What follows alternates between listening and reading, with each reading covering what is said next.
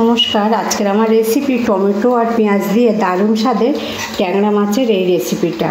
প্রথম থেকে শেষ পর্যন্ত রেসিপিটা দেখুন, ভালো লাগবে। ভালো লাগলে চ্যানেলটিকে সাবস্ক্রাইব করবেন, বন্ধুবান্ধবের সাথে শেয়ার করবেন। তাহলে চলুন আজকের এই রেসিপিটা শুরু করে দিই। প্রথমে কড়াতে একটু তেল নিয়ে নেব মাছ ভাজার জন্য।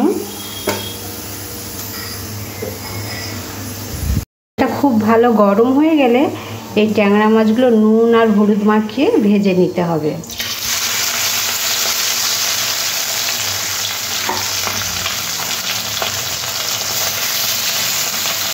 ট্যাংরা মাছ ফ্রিজের ছিল, ভাবলাম এই ট্যাংরা মাছগুলো একটু ঝাল ঝাল করে বানিয়ে নিই।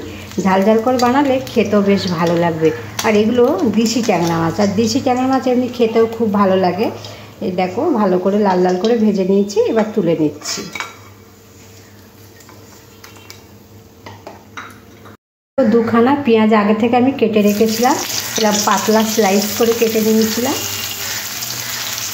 তার সঙ্গে তিনখানা কাঁচা লঙ্কাও দিয়ে দিলাম একসাথে, দিয়ে একটু নাড়াচাড়া করে ভেজে নিতে হবে।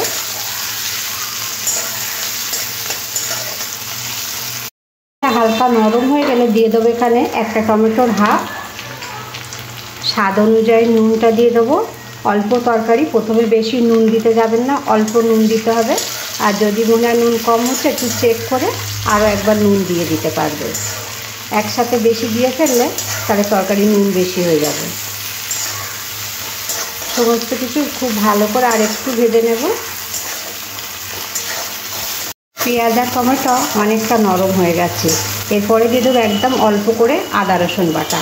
আদা রসুন বাটাটাও ভালো করে আর টমেটো পেঁয়াজের সাথে কষে নিতে হবে। পরে দিয়ে দেবো সামান্য একটু হলুদ গুঁড়ো আর লঙ্কার গুঁড়োটা একটু বেশি দিলাম, বললাম তো ঝাল ঝাল করে একটু বানাবো। একদানা চিনি আর সামান্য জল দিয়ে খুব ভালো করে মশলাটা আরও একবার কষে দিতে হবে। মশলা খুব ভালো করে কষা হয়ে গেছে, মশলা দিয়ে তেল ছেড়ে দিয়েছে আর কালারটা কত সুন্দর এসছে। এবার জল দিয়ে দেবো। গ্রেভিটা ফুটে উঠেছে, ট্যাংরা মাছগুলো দিয়ে দেবো।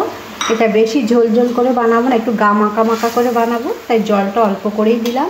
এবার ঢাকা দিয়ে দেবো 5 মিনিটের জন্য, কম আছে। 5 মিনিট পরে ঢাকাটা খুলে নেব। বা খুব সুন্দর গন্ধ বার হচ্ছে তো, আর দেখতে কত সুন্দর হচ্ছে, খেতেও দারুণ লাগবে।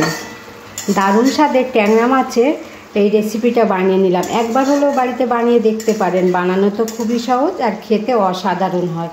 আর রেসিপিটা দেখার জন্য আপনাদের কাছে অসংখ্য ধন্যবাদ। সবাই ভালো থাকবেন, সুস্থ থাকবেন। নামিয়ে নেব এবার।